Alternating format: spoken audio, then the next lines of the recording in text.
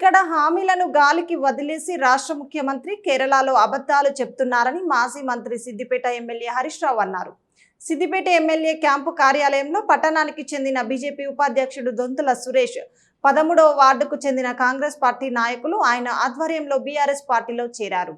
ఈ సందర్భంగా మాట్లాడుతూ 6 గ్యారంటీలు అమలు చేస్తామని చెప్పి అధికారంలోకి వచ్చిన రేవంత్ రెడ్డి అప్పటికే అమలులో ఉన్న పథకాలను బంద్ పెట్టించి కాకుండా కేరళలో ఎన్నికలు ప్రచారానికి వెళ్లి అక్కడ 6 గ్యారంటీలు అమలు చేస్తున్నామని అబద్ధాలు చెప్తున్నాడని అన్నారు. పార్టీలో చేరుతున్నటువంటి పట్టణ బీజేపీ ఉపాధ్యక్షులు తమ్ముడు దొంతుల సురేష్ గారు, వారితో పాటు మహిళా నాయకురాలు సోదరిమణి లత గారు, కేసీఆర్ నగర్ 13వ వార్డు నుంచి వచ్చిన మా అక్క చెల్లెలకు, మీడియా మిత్రులకు అందరికీ పేరు పేరున నమస్కారం.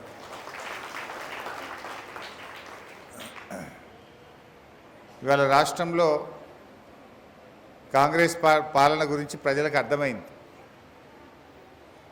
రేవంత్ రెడ్డి కొత్తగా ఏం చేయలే కానీ ఉన్నాయి బంద్ పెట్టిండు. దవాఖాన పోతే కేసీఆర్ కిట్ బంద్ అయిపోయింది, బతుకమ్మ చీరలు బంద్ అయిపోయినాయి. నేను కేసీఆర్ నగర్లో బస్తీ దవాఖాన పెట్టి అందులో డాక్టర్ లేడు, మందులు లేవు, ఉన్నాయి బంద్ అవుతున్నాయి. కేసీఆర్ నగర్లో దవాఖాన బంద్ అయిందా లేదా? అందులో డాక్టర్ లేడు, ఉత్తరే స్టాఫ్ నర్స్ ఉన్నట్టున్నది, ఇంత మందులు కూడా లేవు. దవాఖానలు ఆగమైపోయినాయి.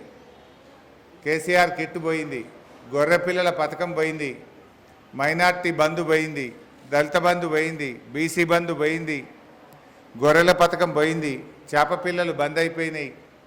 ఇట్లా ఒకటి బంధు పెట్టుడే తప్ప కొత్తగా ఇచ్చింది ఏమి లేదు. రేవంత్ రెడ్డిది ఎట్లా ఉంటుందంటే వెనుకటికో సామెత ఉండేది, కూట్లరావు దేనుడట ఏట్లరావు దిత్తాని పోయిందట. రేవంత్ రెడ్డి తీరుగా అట్లా ఉన్నది. ఎందుకు ఈ మాట అంటున్నా అంటే, నిన్న మొన్న మనం గ్రామ సభలు అయినాయి.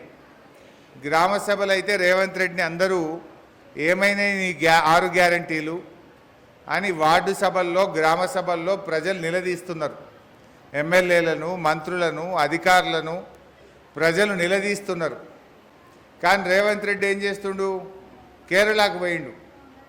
ఎట్లా ఉందంటే ఇంట్లో ఈగల మోత, ఈయన పోయి కేరళలో పల్లకి మోత. ఏమని చెప్తుండు కేరళలో? నా దగ్గర 6 గ్యారంటీలు అమలు అయిపోయినాయి, మొత్తం అంతా మంచిగా చేసేసిన తెలంగాణ, మీకు కేరళ వాళ్ళు కావాలంటే మా దగ్గర వచ్చి చూడుండ్రి అంటుండు. వాళ్ళు వచ్చేట ఇక్కడ చూడాలన్నట. నీ 6 గ్యారంటీల్లో మొదటి గ్యారంటీ మా అక్క చెల్లెలకు, మహిళలకు మహాలక్ష్మి కింద నెలకు 2500 ఇస్తా అన్నావు. వచ్చినాయా? 2500 పడ్డాయా? ఇప్పుడు ఈ గవర్నమెంట్ వచ్చి దాదాపు 28 నెలలు అయింది, 2.5 సంవత్సరాలు అయింది. అంటే మనకి ఎన్ని పైసలు రావాలి చెల్లె? ఒక్కొక్క చెల్లెకు రేవంత్ రెడ్డి 75,000 రూపాయలు బాకీ పడ్డాడు. నెలకు 2500 పడితే 28 నెలలకు ఎన్ని రావాలి? 75,000 రూపాయలు ఒక్కొక్క చెల్లెకి పడాలనా వద్దా? అంటే రేవంత్ రెడ్డి మహాలక్ష్మిలో మొదటి గ్యారంటీ ఎగ్గొట్టిండు. ప్రతి చెల్లెకు, అక్కకు 75,000 బాకీ పడ్డాడు.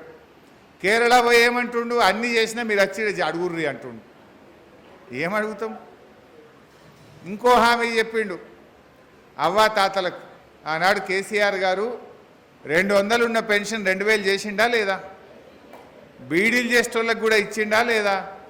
ఒంటరి మహిళలకు ఇచ్చిండు, వితంతువులకు ఇచ్చిండు, బోధకాలుంటే ఇచ్చిండు, ఎయిడ్స్ పేషెంట్లుంటే ఇచ్చిండు, డయాలసిస్ పేషెంట్లకు ఇచ్చిండు, చేనేత కార్మికులకు ఇచ్చిండు, గీత కార్మికులకు ఇచ్చిండు. ఇట్లా కేసీఆర్ గారు 20 లక్షల కొత్త పెన్షన్లు ఇచ్చిండు. ఆనాడు కాంగ్రెస్ ఉన్నప్పుడు 23 లక్షలే ఉండే. కేసీఆర్ గారు వచ్చినాక 43 లక్షల పెన్షన్లు అయినాయి. అంటే కొత్తగా 20 లక్షల కొత్త పెన్షన్లు ఇచ్చిండు. 200 ఉంటే 2000 రూపాయలు చేసిండు కేసీఆర్. కాంగ్రెస్ వాళ్ళు ఏమన్నారు? 4000 ఇస్తామన్నారు. పడ్డాయా? ఎవరికన్నా? 4000 ఎగబెట్టిండు. కానీ కేరళ ఏమంటుండు? నేను అన్ని చేసినా మీరు వచ్చి చూడుండ్రిడా. ఏం చూడాలి కేరళ వాళ్ళు వచ్చి? 4000 ఇచ్చినావు నీ ముఖానికి. అంటే అందుకే అన్నా నేను, ఇంట్లో ఈగల మోత, కేరళలో పోయి పల్లకీల మోత. ఈడనేమో అన్ని ఎగబెట్టిండు, ఉన్న స్కీములు బంద్ పెట్టిండు. కానీ అక్కడ పోయి నేను అన్ని ఇచ్చినా మీరు వచ్చి మా తెలంగాణలో అడుగుండ్రి అని కేరళ వాళ్ళని రాండ్రి అంటుండు. ఇంత పచ్చి అబద్ధాలు మాట్లాడతారంటే అంటే అబద్ధాలను కూడా నిర్లజ్జగా మాట్లాడుతుంటాడు. అతికినట్టుగా ఎటువంటి అంటే బొంకుడే బొంకుడు నోరుంది కదా అని ఏది పడితే అదే. జనం ఏమనుకుంటారో తెలియదా? ఇప్పుడు తెలంగాణలో ఉన్న చెల్లి ఏమనుకుంటుంది? వీడు 2500 ఎగ్గొట్టిండు కానీ ఆడపోయి అన్ని ఇచ్చినా అంటుండే వీడు దొంగ అనుకోరా? అవ్వ ఏమనుకుంటుంది? అరే వీడు కేసీఆర్ ఇచ్చిన 2000 ఇస్తుండు, వీడు 4000 ఇస్తాను మోసం చేసిండు కానీ వీడు పోయి గాడ 4000 ఇచ్చిన అంటుండు వీడు మోసకారి అని అవ్వ అనుకోదా? అనుకుంటుందా? అనుకోదా? మోసకారి అనే విషయం అర్థం కాలేదా ప్రజలకు? ఈరోజు రంజాన్ కా తోఫా బంద్ కర్ దియా, బతుకమ్మ కా శాడీ బంద్ హో గయా. ఏమందని ఇంకా కేసీఆర్ 1,00,000 రూపాయలు ఇస్తుండు పెళ్లికి, నేను తులం బంగారం కలుపుతా అన్నాడు. వచ్చినా? ఎన్ని తులాలు వచ్చినాయి? ఎంతమందికి వచ్చినాయి? అన్నీ ఉత్తమ ముచ్చట్లే, అన్ని అబద్ధాలు, మాయమాటలు చెప్పి గద్దెకెక్కిండ్రు, ప్రజల గుండెల మీద దన్నిండ్రు. రైతులకు కూడా మోసం. అంతేందుకు ఇవాళ పొద్దుగాల నాకు ఎవరో ఒక అవ్వ చెప్తుండే, నేను అటు తిరుగుతూ ఉంటే, సారుగా మంచినీళ్ళు కూడా జర వాసనత్తున్నాయి, మిషన్ భగీరథ నీళ్ళు మొన్నట్లే కత్తలేవు అన్నది.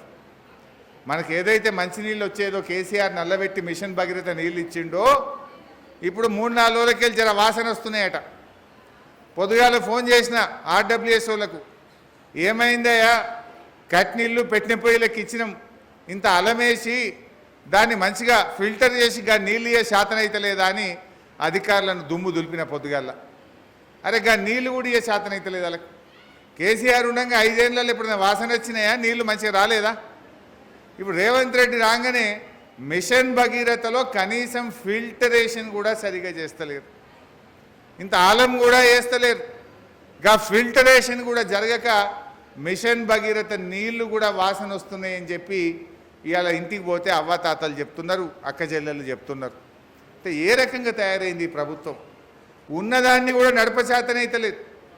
जो है उसको चलाना भी नहीं आ रहा है लोगों को. केसीआर साहब पूरा बन के दे दिया, जो बन के दिया है उसको चलाना भी नहीं आ रहा है सरकार को. ये तो तोड़ फोड़ सरकार है. घरों को तोड़ना, हाइड्रा के नाम पे गरीब लोगों का घरा तोड़ना, घरा बनाना नहीं, ये तोड़ फोड़ सरकार है. गरीबों का घरा तोड़ते जा रहा रेवंत रेड्डी सरकार. మీరు టీవీలు చూస్తే పేపర్లు చూస్తే కనబడతలేదా? పేదల ఇండ్లు నిన్న ఎక్కడో సుల్తాన్పూర్లో ఇండ్లు కూలగొట్టిండ్రు. పాపం ఒక చిన్న పిల్ల ఇంట్లోనే ఉన్నది, కొడుతూనే ఉన్నారు మిషన్.